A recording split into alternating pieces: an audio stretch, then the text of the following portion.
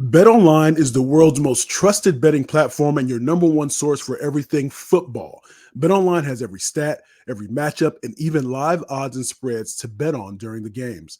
Think you know your stuff? Get in on our $200,000 mega contest and pick 5 games against the spread every week for your chance at weekly prizes and a share of $200K. When the game's over, head on over to our online casino and get in on a game of blackjack or poker, or unwind with one of our over 150 slots games. Head to the website today to get in on the action. Bet online, the game starts here. Welcome to Bleav in the Arizona Cardinals, part of the Bleav network, joined by former tight end and Super Bowl 33 participant Ed Smith. My name is Javon Adams. Be sure to subscribe, comment, rate, and follow this podcast and tell all of your Arizona Cardinal fans and friends to do the same. You can also watch us on Bleav TV around the country and in airports and on YouTube. Read the top Bleav stories at si.com and follow us across all our Bleav socials. Bleav in the Arizona Cardinals. Again, I'm Javon J. Love Adams, and with me is the one and only Ed Smith. What is good, my brother? Hey, week 2 in the books for the Cardinals, and we got in that win column, and kind of predictable. They were going to go to your man Marvin Harrison Jr. right away, and they made sure they did. I would like to know, did the Los Angeles Rams, did they not get that memo? Hey, so we're going to get into that. So we do this thing 2 times a week on Mondays and Thursdays. Monday, we look back on the game that was.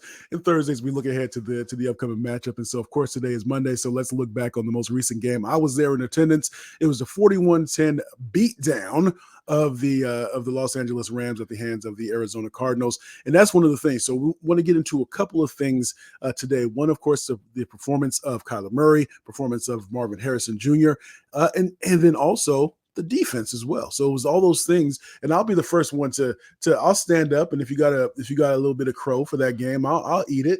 I like it. Put a little bit of, make sure you got some smoked paprika on it, and also some regular paprika, and I'll be able to eat that well. So, but yeah, let's start it off. So being there, one of the first passes that was there that went to was Marvin Harrison Jr. So you could tell that maybe they were trying to at least get him involved early.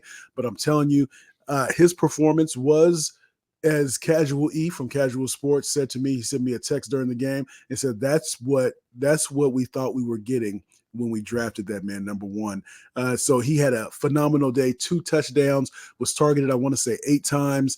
But yeah, talk about that performance and maybe how the Los Angeles Rams didn't seem to maybe blanket him. But I will say that Kyler Murray did force it to him a couple times for those touchdowns. So he was just running away. I mean, it was just beautiful to see him, for him to be able to see Marvin Harrison Jr.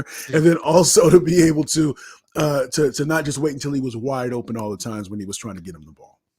Well, I'll even talk to you. You were at the game, as you mentioned, and we were texting, and I remember, I think it was after the second touchdown, I sent you a text about how nice was that or whatever. Kyler Murray rolling out of the pocket, yes, a designed rollout. Yes. And then it was funny watching it from behind, because obviously we're on TV. I'm not sure what it looked like for you in the stands, but watching it from behind, all you saw was him out and flowing, nothing in front of him. Yeah. It was like clear blue skies, and you could actually see. And he threw to a receiver that he could see. Because, I don't know if you noticed, Jay, we have a short quarterback, right? I hate you, man. So, I hate you. But it was so cool. They rolled him out, and maybe they're getting it. Because that was, I've been saying it, and sometimes we say things, it's almost like we feel like we're talking just in the air, like it goes up like a fart. It just goes in the air and just poof, just goes away, right? Right. But sometimes we actually say things and it sticks around and lingers, and when you see it, it's like, there you go, because that looked good. And then as far as throwing to Marvin Harrison, we knew that was going to happen. The only problem I have is not problems. Like, did the Los Angeles Rams, did they not have TVs and watch the news and what's going on here, from last week, the fact that they only had 3 targets? Did they not think we weren't going to come out and, try to get it to Marvin as often, as early as possible? Because they obviously did not. They I guess they figured single coverage, was good enough for everybody else, so it's good enough for us. And I mean, it was so nice because I did a Rams podcast last week, and Derek Ciapala, and he loves Marvin Harrison Jr. He loves him, and he was big Ohio State fan and stuff like that.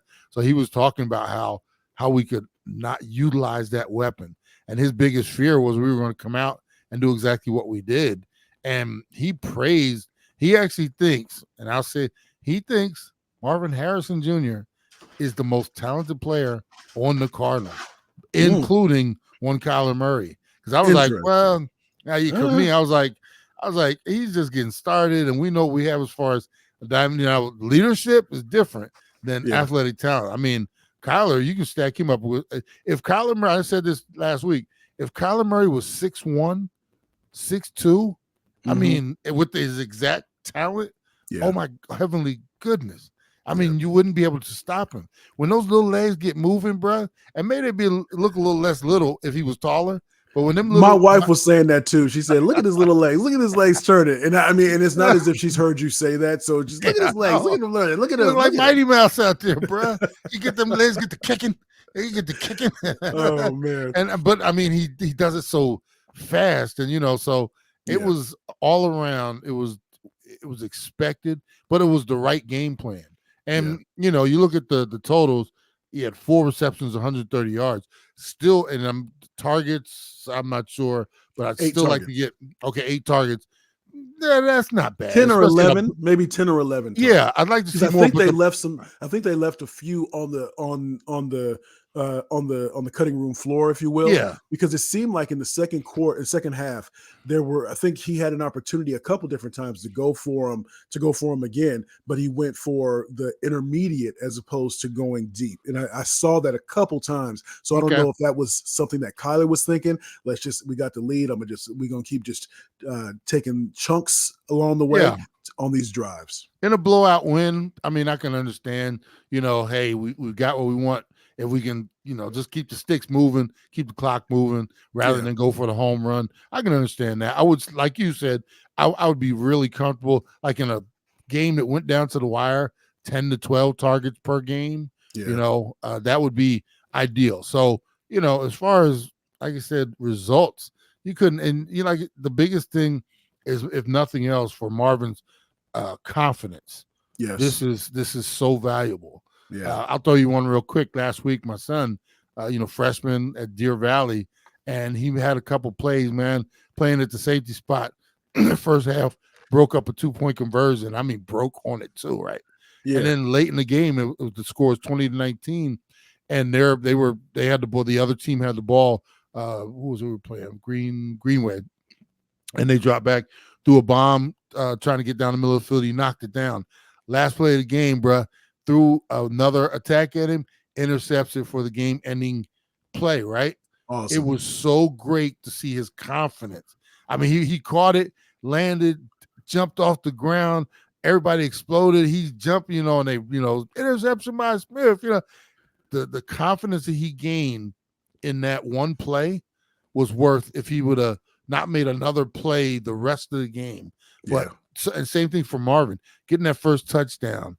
Getting those, those first licks in. I mean, that is for Marvin's confidence, if nothing else, just getting him off, after that first game, everybody's talking about, but to get him moving and going now you can expect more of this, and you expect his chest to be out a little bit. And now the goal is, hey, let's not stop here. Let's keep it going. So when you say keep it going, so again, Bleav in the Arizona Cardinals. He's at Smith. Javon Adams, we're talking about the recap of the Arizona Cardinals 41-10 victory over the Los Angeles Rams. So let's talk about that a bit. So so Kyler Murray, but really the offense, and maybe Petzing in terms of where this is coming from. But Kyler Murray was 17 for 21. In essence, it was a perfect quarterback rating, but 3 touchdowns, only sacked 1 time. But when you look at the number of receivers that he hit 1, 2, 3, 4, 5, 6, 7 different receivers. So Harrison Jr. 4 receptions, McBride 6, and that's I'm glad that McBride was really involved in that way. McBride he's a big boy, and it's hard to bring him down, and so those are good things to see. But this was for Petzing, and last season what we said oftentimes was that this coaching staff is learning as well.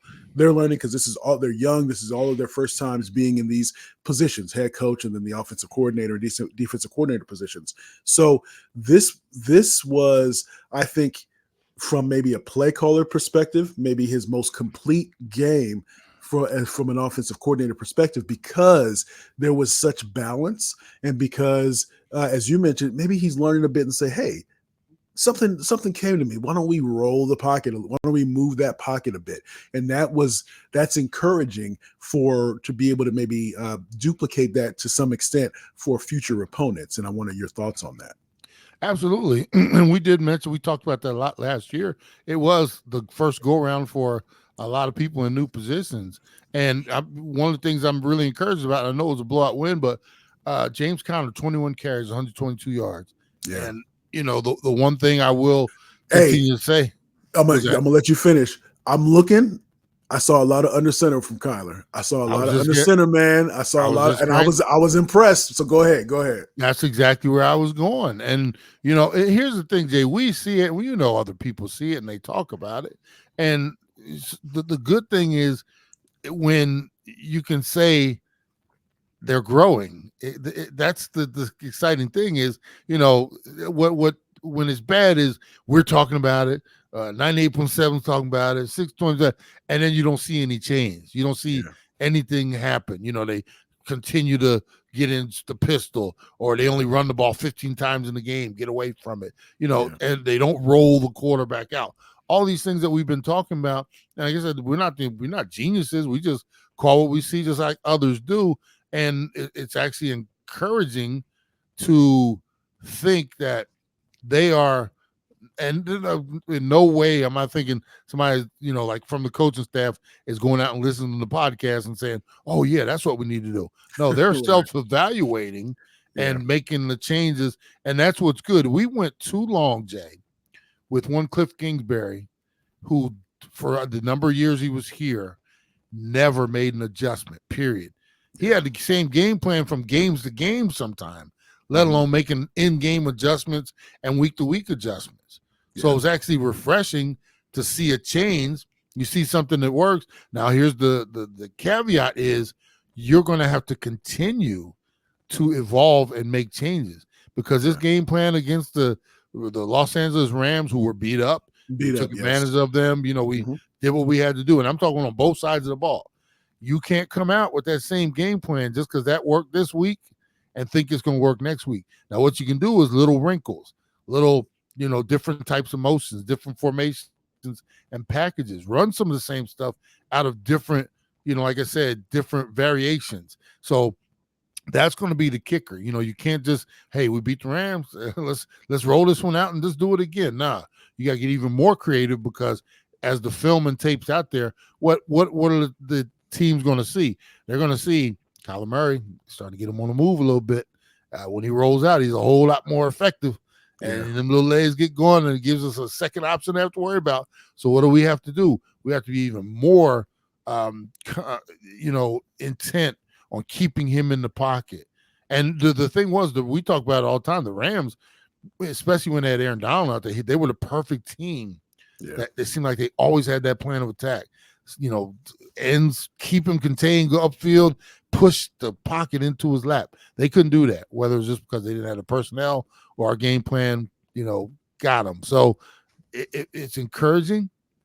I think we saw a lot of good things, and that goes to the coaching staff evolving and, getting in the lab and creating. Now it's, can you replicate the creativity and all the things? Because like I said, you can't just, one size does not fit all. You cannot not attack the same way every week, because somebody's going to come to stop what you were doing. I know that from playing in the league. So now the challenge is and like I said, you can run some of the same stuff. You just got to do it from different ways, all kind of different creative packages, different things like that. So we'll see what they do moving forward.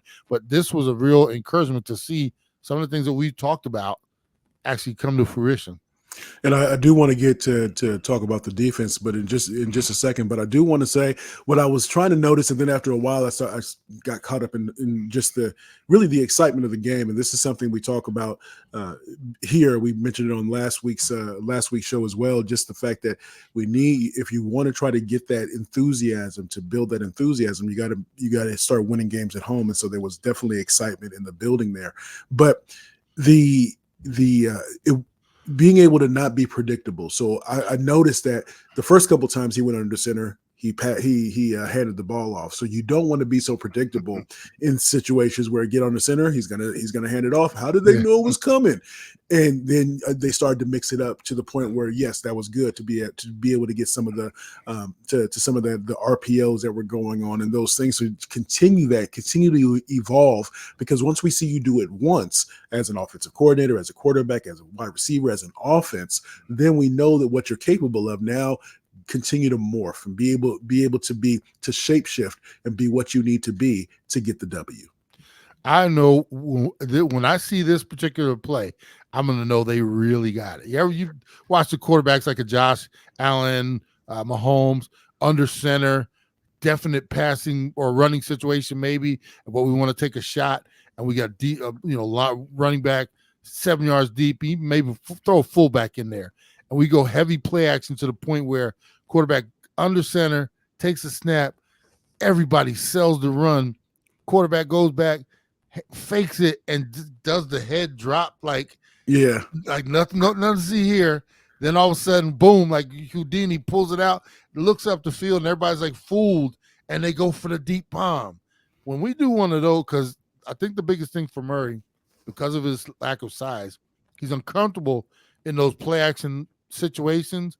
Mm-hmm. And that's why they might run more out of when he's under center, because I'll bring this up again, when he's under center, especially when he turns to give the handoff or fake handoff as it is, he's not able to see behind him, right? So when he finally does the fake and he turns to see the defense, he's not seeing everything because he's behind the trees, and he has a hard time seeing down the field to see what the cover is. And that's why for him it's more comfortable in the pistol or whatever, because he's about 5-6 yards deep, snap to him, he's doing the read, but he's still looking at the defense.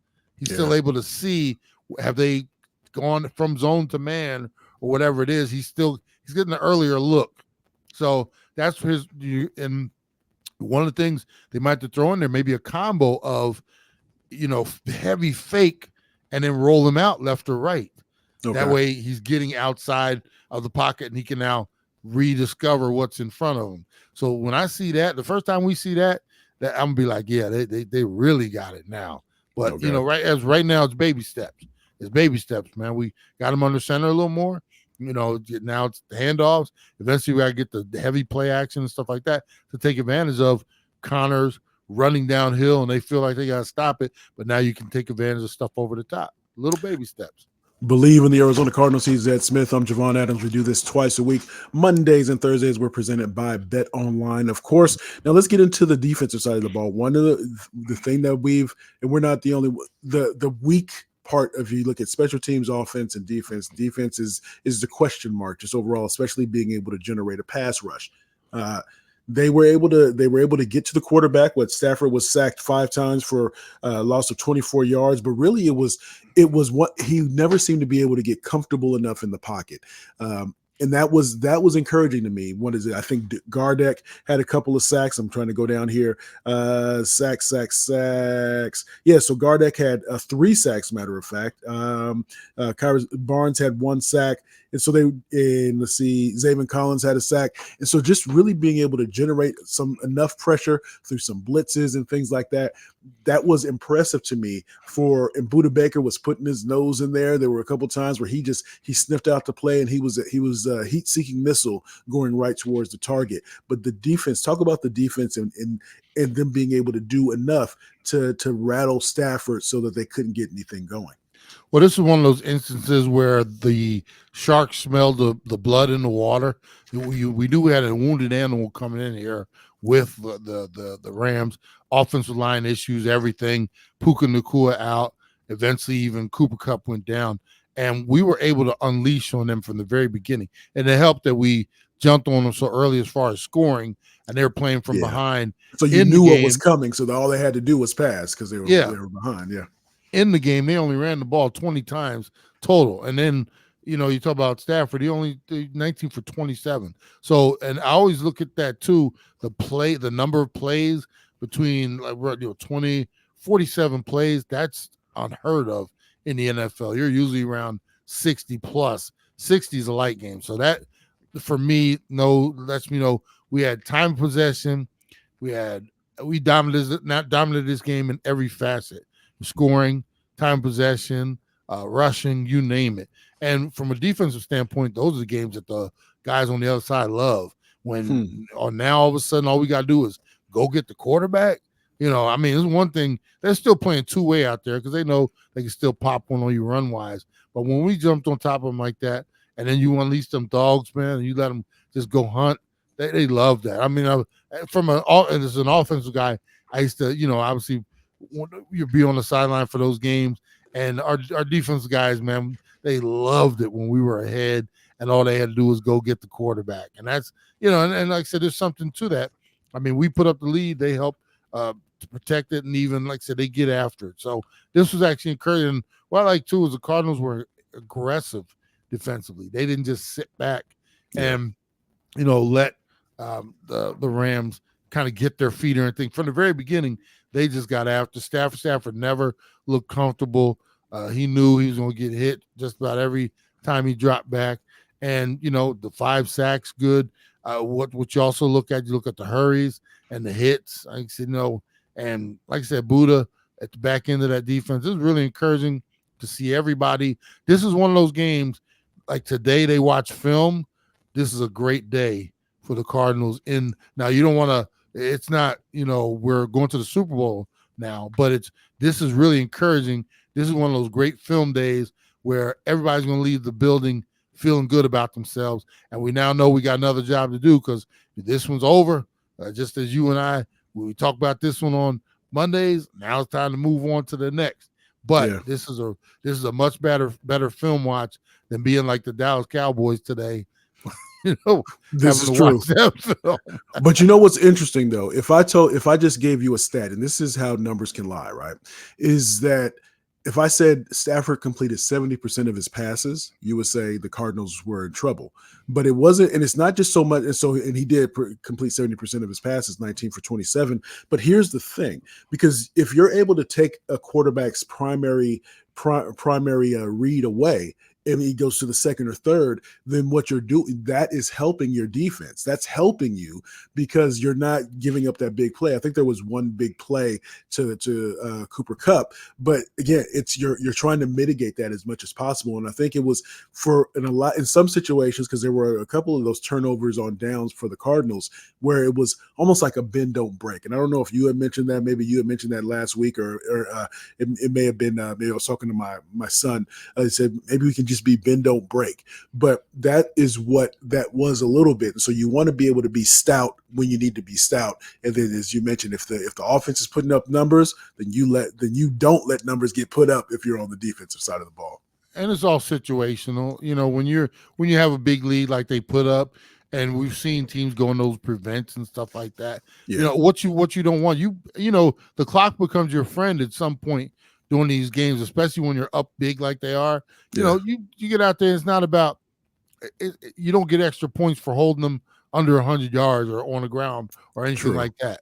True. It's all about, hey, keep them in front of us. Let's make the short tackles. Let that clock run. Let's get out of here. And I'm sure when it comes to play calling, I've been out there before, because remember, I used to talk to you all the time, like we had a 4-minute offense. When we had a lead, it was, hey, let's slow it down. Let's grind it now. And we knew that was going to be our heavy packages, 3 yards in a cloud of dust. That's how. So we, according to the game plan, you change the philosophy. Some teams, because they very easily could have just continued to throw the ball down the field and run it up. But what are you going to get out of that? One, you don't want to embarrass other teams, and also you don't want to get anybody hurt out there as well. Sure. So this was a total team win and victory. It wasn't like we won the game 41-34. This is one of those ones. Offense did their job. Defense did their job. Special teams, everybody did their job to maintain. Like I said, it's a total team victory. And, I'm happy for the Cardinals. They did it. And like I said, now it's time to move on to the next. But it's actually really encouraging sign. Let me ask you a question. Yeah. What was the environment like in the stadium, let's say numbers wise, as far as fans, capacity, and numbers wise, as far as the percentile of fans? I am glad you asked that. In terms of capacity, there were enough fans dressed up as seats to notice, especially in the upper deck. We were all the way at the top. So even if I looked across or looked around the stadium in those 400 level seats, there were enough pockets of red there. If you look down at some of the lower bowl, you would see some pockets of red. Saw a lot of Rams fans, so your son would have been very comfortable in there, but they were very quiet. But having said that, there was you could tell that the Arizona Cardinal fans wanted to be excited about something, and so I think that was the game. That the way that the game played out, it gave them something to cheer about early on. And that's what you wanted, as opposed to something where they had to fight back, which would have been good from a dramatic standpoint. But we don't need drama. You want to say this is what you want the game well in hand. And so it was good energy. It was good energy. Fans stayed. From the Cardinals' perspective, we left around the fourth quarter because it was a long weekend for me. But we ended up leaving right around the middle of the fourth quarter. The energy was good. There were a lot of Rams fans there. So it wasn't as bad as, say, of course, because they're a different brand. That when the Cowboys come into town, or if the Seahawks come into town, that's going to be crazy, because that whatever their fan base is, the 12th man, they get crazy. But it was good energy in the building for sure. Did you have one of those $15 hot dogs and $17 and $15 beers? I had no beer there. That was a point. But against my better judgment, spent $54 on two pizzas, a bag of popcorn, like some of that the cheese caramel popcorn mix, and a soda. So 4 things. It was $54, dog. $54. Lord have mercy. And get this one. Remember we did that thing, I think, earlier in the year. They're the cheapest. Yeah. And wow, golly. Yes, that's indeed. Not including tickets and everything else. God, oh boy. Yeah. Yes, indeed. Yes, indeed. Yeah. As a matter of fact, in our section, there were quite a few. There was almost a row. The row we were on was only about maybe 20% full. And so think about that, 20-something seats to a row. So there was enough. They have 3 home games. Yesterday was the first of 3 consecutive home games. If you can win 2 of these 3, that might be enough to energize the fan base, so that when you do come back, when that they feel invested in a better way to be able to come and show out. Well, it looked pretty on the TV. So it looked good on the TV. It was good. Oh, Rev Run was there, by the way. He did the halftime show. Oh, okay. I thought I saw. Yeah. It wasn't all that. It wasn't all that. It wasn't all that. It was all right. It was all right. Old Rev Run, huh?